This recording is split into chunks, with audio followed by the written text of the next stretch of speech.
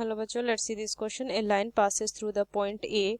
I cap plus 2 j cap plus 3 k cap r is parallel to the vector v vector I cap plus j cap plus k cap. The shortest distance from the origin of the line is, there are 4 options.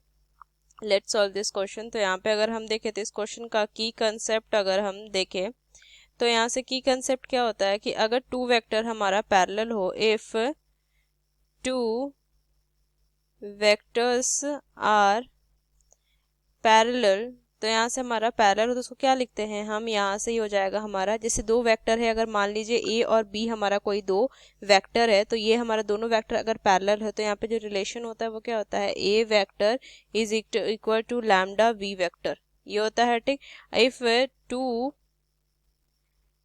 Vectors are perpendicular, यहाँ से लिखेंगे perpendicular, तो यहाँ से क्या लिखेंगे कि होता है A vector dot product B vector is equal to 0 होता है। ठीक, बस ये दोनों कंडीशन हमें यहाँ से ध्यान में रखनी है।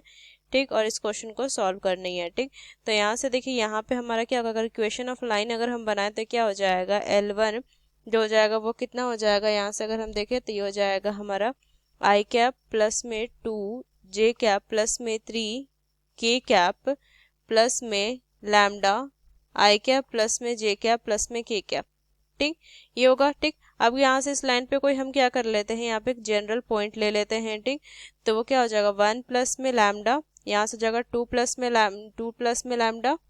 ठीक, यहाँ से हो जाएगा 3 प्लस में लैम्डा। ठीक, तो यहाँ से क्या होगा, मतलब कि ये लाइन जो है वो क्या होगा, यहाँ से परपेंडिकुलर हो जाएगा यहाँ से। ठीक, तो अगर ये परपेंडिकुलर है तो यहाँ से इसके अगर हम डायरेक्शन रेशियो तो देखें तो क्या हो जाएगा 1 माइनस जीरो 1 माइनस जीरो, तो यहाँ से आ जाएगा 1 1 1। ठीक, अब यहाँ से अगर हम देखें तो यहाँ से हमारा क्या हो जाएगा कि यहाँ से अगर हम देखें तो ये क्या दिया हुआ है कि हमारा ये परपेंडिकुलर हो गया, तो अगर ये परपेंडिकुलर है तो यहाँ से इसके डॉट प्रोडक्ट क्या होंगे, 0 के इक्वल हो जाएंगे।